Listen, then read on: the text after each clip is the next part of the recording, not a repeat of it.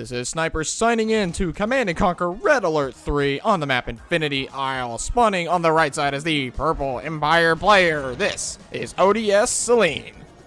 And his opponent spawning as the Blue Allies player on the left side. This is Moh.Kahaji. Saleen going in for those dojos, very standard on Infinity Isle, deploying one dojo. Gonna go ahead and get those infantry out and go ahead and get a stream coming to try and combat this attack dog. Or if the dog isn't microed properly, if this first scout isn't microed properly, then it could be caught by a crush core. But of course, that would mean that you're slowing down your core from getting to the all-important oil derrick. There we go. Mohkahaji going on ahead and focusing down this structure so that it cannot be garrisoned by his opponent. Very useful indeed, especially since on this map, opponents will oftentimes take that structure or its reciprocal structure here and go ahead and try and focus down the oil derrick of their opponent. It's very annoying to deal with, very irritating just to be losing your oil derrick ever so slowly to that one PK or that one Imperial Warrior. It's just ever so nerve-wracking, and you want to keep that oil derrick because that extra 15 cred every 2 seconds, that adds up. That does indeed add up. Listen, nobody's going for a fast third ref, so could we see a lot of infantry? Nope, there it is. There it is. Saleen is going in for that third ref on the land. Gonna forego getting the naval refinery, getting that naval expansion. Burst drone already pre-scouting the naval expansion for Mohkahaji.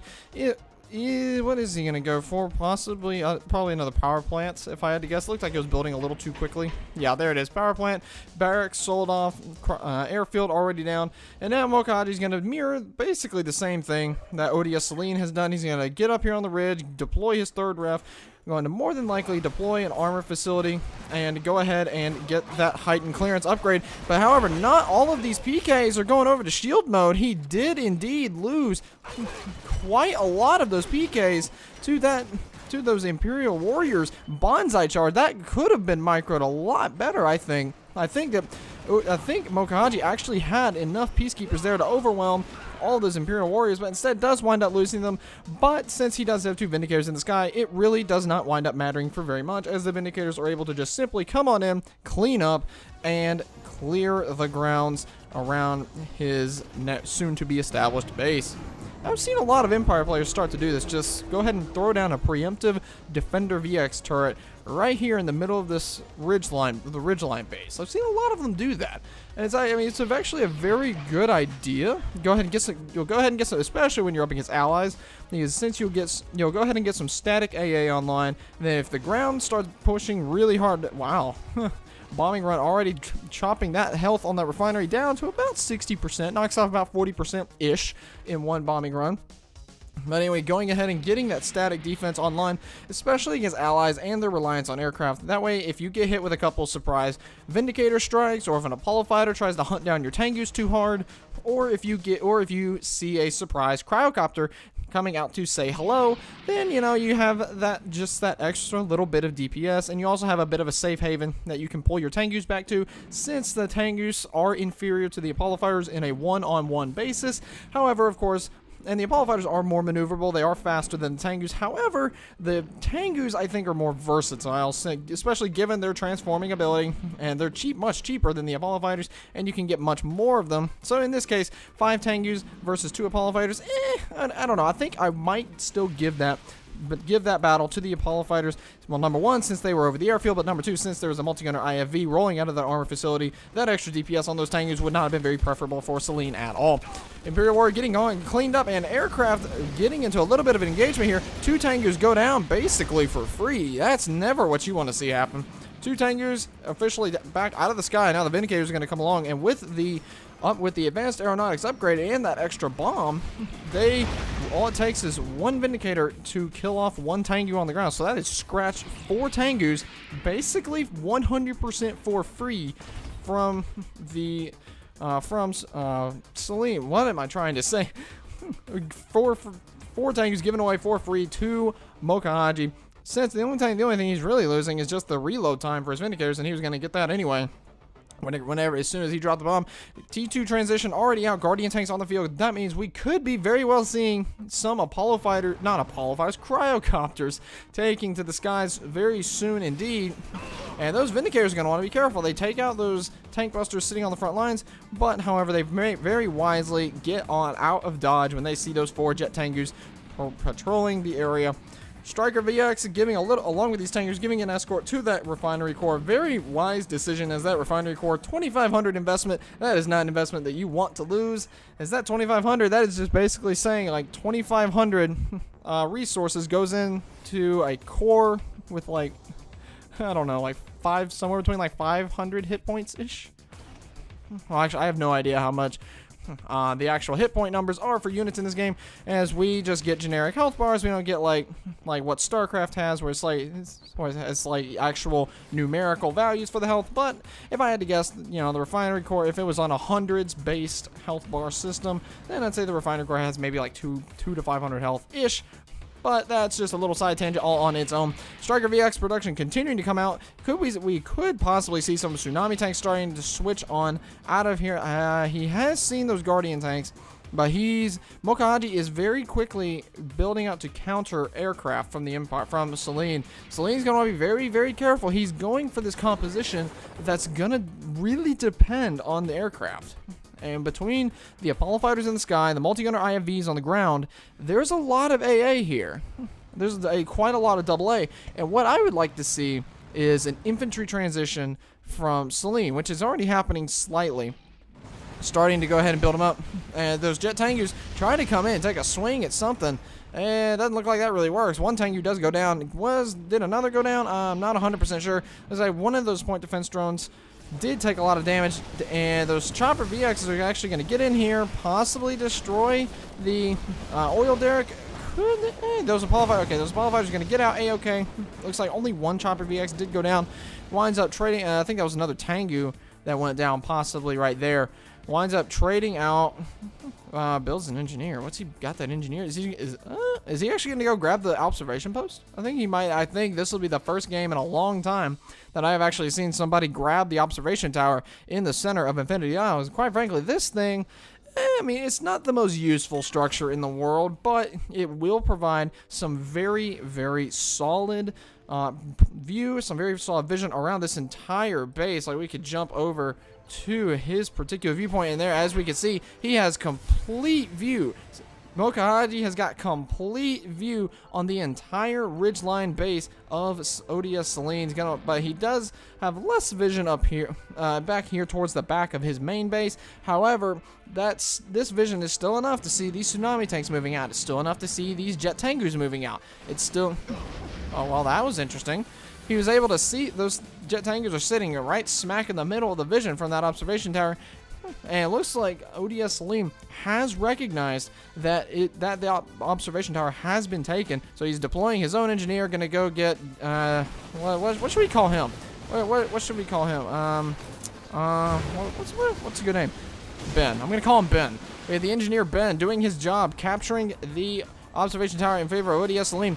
Those Vindicators, the point defense drones, are actually saving those Mecha Tengus here, and those Tengus are actually going to be able to focus down that refinery. But as a response, Mohkahaji is getting ready with his ground army, Peacekeepers, multi-gunner IFVs, and Guardian tanks, a very lethal force indeed. ODS Saleen going to try and slow him down by deploying these mass walls on the front lines. Very good call indeed, getting as many walls down as you possibly can, just to slow down your opponent, give you some more time to mass up a response force. Here comes all these Guardian tanks. Looks like Mohkahaji did just recapture that observation tower. So now that observation tower will no longer be feeding intel to ODS Saleen, but instead it will be giving it straight out to Mohkahaji. So Mohkahaji will be able to see exactly what is coming and when it is coming. Now he's going to need to be very careful, Mohkahaji that is, because if his units come in too close, then he could be potentially sectioned off by these walls. However, I do not believe that is going to happen, just trading off a few tank for tank. And one thing that I actually learned from a comment from one of you guys on the last video, or one of the last videos, is that a tsunami tank can actually beat a Guardian tank head on, and I didn't think that it could.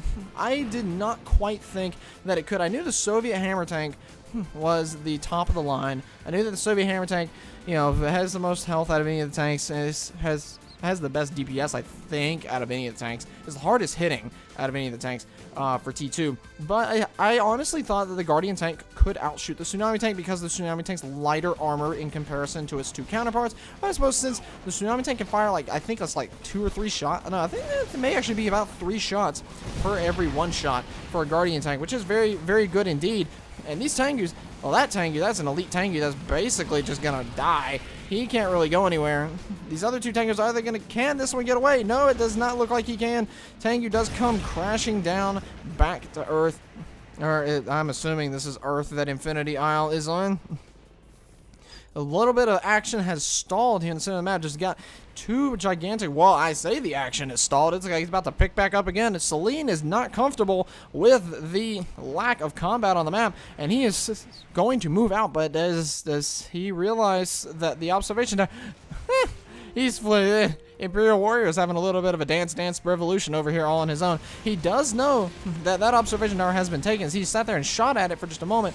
That observation tower is going to be giving a ton of intel, letting Mohkahaji know exactly how these units are going to move, where they're going to move, how they're going to, I think I already said how they're going to move, and how many there are. But I think Mohkahaji, he's making the right call. He's biding his time, trying to see if Saleen is willing to overcommit. Because if he overcommits, then suddenly this flank of Guardian tanks wraps around this direction, this flank wraps around this direction, and suddenly you have a very, very nice concave. And now since these Guardian tanks, they're trying to protect the observation tower indirectly. They're trying to protect it by getting the attention of the army back on the army of Mohkahaji. And Mohkahaji's army is actually going to do some serious work here. Cryoblast going down, has to switch to the nano deflectors, which this is going to end horribly. All of these infantry get frozen. All these tsunami tanks are not shooting at their targets. There are too many Guardian tanks. They're going to overwhelm them completely. And now all these infantry, all these tank busters, that was the hope of Saleen killing these Guardian tanks. And that cryoblast just absolutely demolished everything in that army from Saleen. Now, these multi-gun IFVs, if they could be neutralized, then these chopper VXs could do some serious work. There's about a wing of 6 to 8.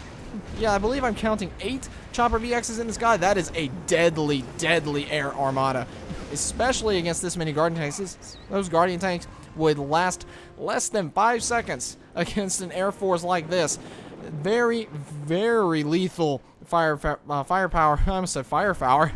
Firepower up in the skies. But you just got to be careful. He does not want to get them caught by all these Apollo fighters, and going over the water is the worst decision that he could ever make if Apollo fighters are pursuing him. However, lucky for Saleen, Apollo fighters, oh man. The Apollo fighters are not pursuing him anymore. They did return to base. They returned somewhere. No, that's where they went. They're over here escorting that cryocopter Vindicator harass just to make sure nothing goes down over there. Is Saleen going to take out this observation tower? It does, yep, it looks like it. He's just going to go ahead and commit all of his chopper VXs to it. Going to see about taking it out, but he's got to be very careful. Those multi-gunner IFVs are going to indeed try and chase him away. Just go ahead and switch them all over to ground mode. I don't know if I really agree with that, all of them being in ground mode, as there's only 1 cryocopter and there's 1 Vindicator. And between I think he is going to need air support to completely finish off this army on the ground. But also, it's also a fair point to make that there are something in the neighborhood of 9, 10.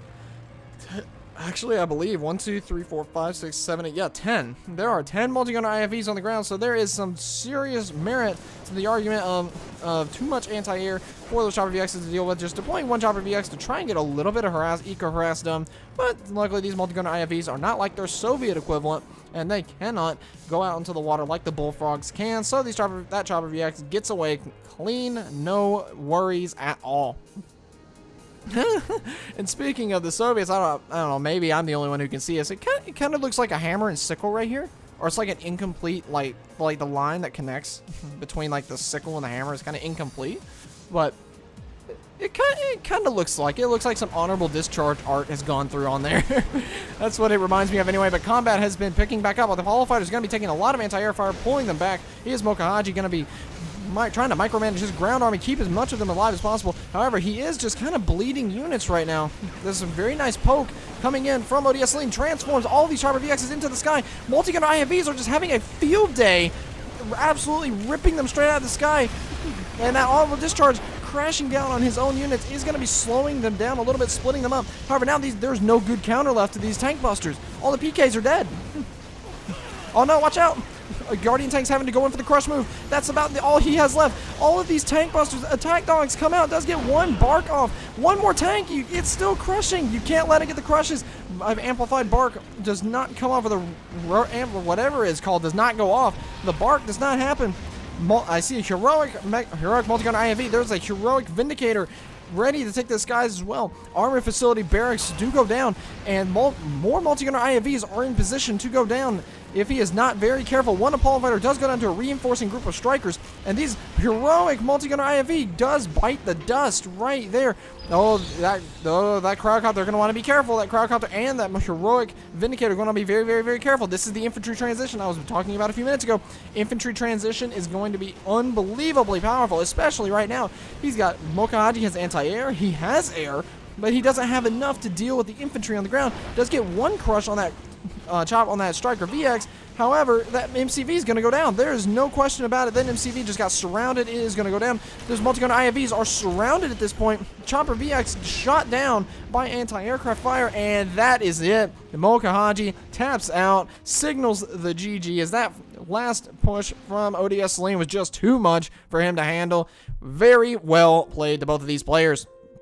ODS Saleen, he made the right calls in that game, that is for sure. It looked like he was getting into a little bit of dire straits whenever his first army was caught in the cryoblast and his infantry. I believe it was. Let's see if I can find it again. I believe it was about right here. This is probably about the point where his army was frozen. A lot of his infantry was frozen. He just slapped the F key on those tsunami tanks, getting those nano deflectors online, and just tried to go for a crush move on a lot of infantry that really weren't there. So as a result, the Guardian tanks just basically just blew them all straight up. From that point forward, the tsunami tanks were, then they were done and dusted. But to get the Chopper VX transition right behind it was actually a very, very smart call, because Mohkahaji therefore couldn't just wantonly push in and just do whatever he wanted, wreak whatever kind of havoc he wanted. And since he wasn't able to do that, ODS Saleen was able to stabilize, get some infantry production online, bounce back into some tsunami tanks, and mix in Tengus along with infantry. And suddenly, that infantry transition it hit the chink in Mohkahaji's allied armor. It was just too much infantry. Those tank busters are incredibly powerful. Taking a look at the resource graph, looks like Saleen was ahead slightly for most of the game. However, he did get ahead a lot by the end of the game. I believe that's because he took a 4th refinery out on the water, and Mohkahaji never quite got that far. 16-minute and 14-second game. Checking out the resources, yes, ODS Saleen in the latter half of that game had a lot more money. He definitely had nearly 1,000 more per minute. And nearly, what is that, like 15,000-ish more? And while ODS Saleen was not very necessarily efficient, along with the efficiency ratio or the unit KD ratio, that extra money was able to make up for the difference, and as such, he was able to get more units out into the field, get more infantry, more vehicles, more of really everything out onto the field. And that Emperor's Rage, that was a very nice use of Emperor's Rage. Whenever he switched all those Chopper VXs into the skies, it may not seem like much because the multi-gun IFVs don't have very much DPS on ground units anyway, but since their targeting was occupied with air units, those tank busters on the ground, those Guardian tanks on the ground that were occupied with dealing with tsunami tanks, it's just that much DPS. It wasn't focused on the ground army. It wasn't focused on the things that were actually killing the structures. Because the Chopper VXs and the tsunami tanks in that situation were fully expendable. They were only there to soak the damage and to tank the damage for the tank busters, and the remainder of the Imperial Infantry is the Imperial Infantry, just as we saw there, just slagged those structures straight out of existence. Once the tsunami tanks went away, the Guardian tanks tried to go in for a crush move, but that couldn't quite come together either. Attack dogs trying to come out, but that just nothing was able to really quite come together, and from there just an infantry stream wrapped it on up. But anyway, I have rambled on quite enough. GG to both of these players. Very nicely done, and I do hope all of you have enjoyed, and I will see you in the next one. And this is Sniper signing out.